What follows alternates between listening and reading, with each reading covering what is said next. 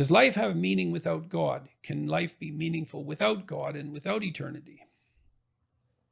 At the highest and most abstract levels, perhaps not. Life has proximal meanings, right? There's the meaning that you experience when you're engaged in a piece of art, or when you're reading, or when you're engrossed in a movie or in a conversation. There's the meaning that emerges within your relationships with people that you cherish or are enthusiastic with. There's meanings of security and predictability. There's meanings of duty and responsibility and active engagement with your job and your career. There's meanings of aesthetic pleasure. All of those have their value, and each of them has their place. And maybe there's a hierarchy of value there as well, so that some of those meanings are deeper than others.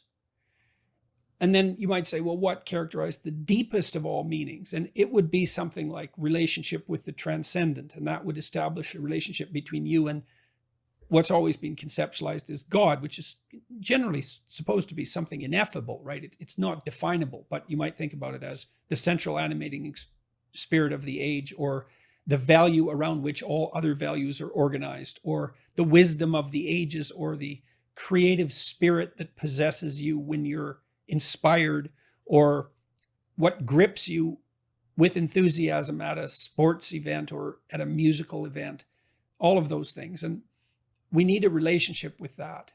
And we find our deepest meaning in that relationship. And if we don't find it, I think if we don't find it in something that's explicitly religious, then we tend to magnify something of lesser value, say something political, into that to fill the void.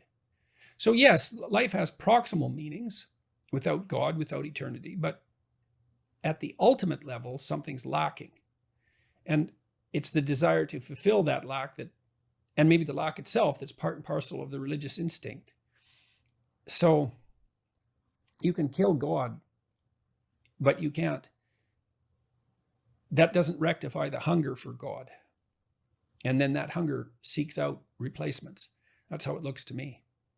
So, and then, you might also say, well, does that mean you have to believe in God? And I don't think the proper answer to that is that you need to agree with a propositional statement. Does God exist? Yes.